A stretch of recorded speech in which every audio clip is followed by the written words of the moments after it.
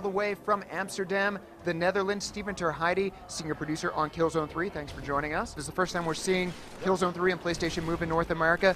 How's it work exactly? Well, what we try and do is make it as intuitive as possible, because for us the Move is a great option. Use the Move controller to point at the screen, and if you get near to the edges of the screen, camera starts rotating.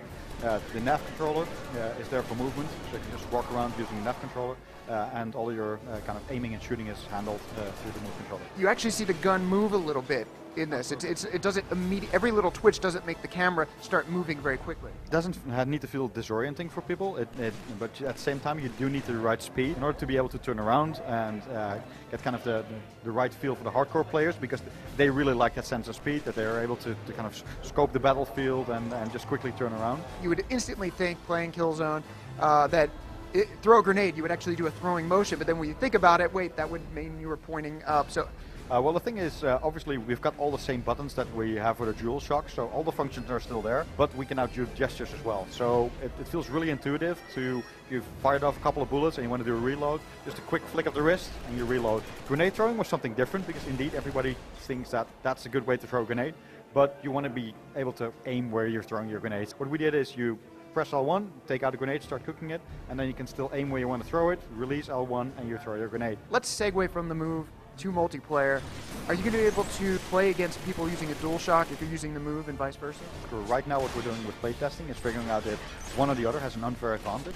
Obviously what we've got now in Killzone 3 is matchmaking. One of the filtering options that we have obviously is to say Move control people, you play with Move control people, DualShockers with DualShockers. What things are going to be different for the seasoned Killzone 2 veteran? For one, we're bringing vehicles.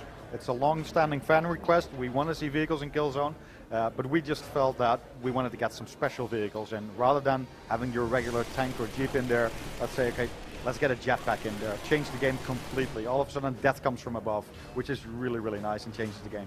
At the same time, the exoskeleton, one of the favorite vehicles in Killzone 2, the big mech that you could walk around, that's now available in multiplayer as well. We've rewritten our career system from the ground up, so no longer do you have to play through the entire game and progress until you finally get to unlock that sniper rifle and that scout badge.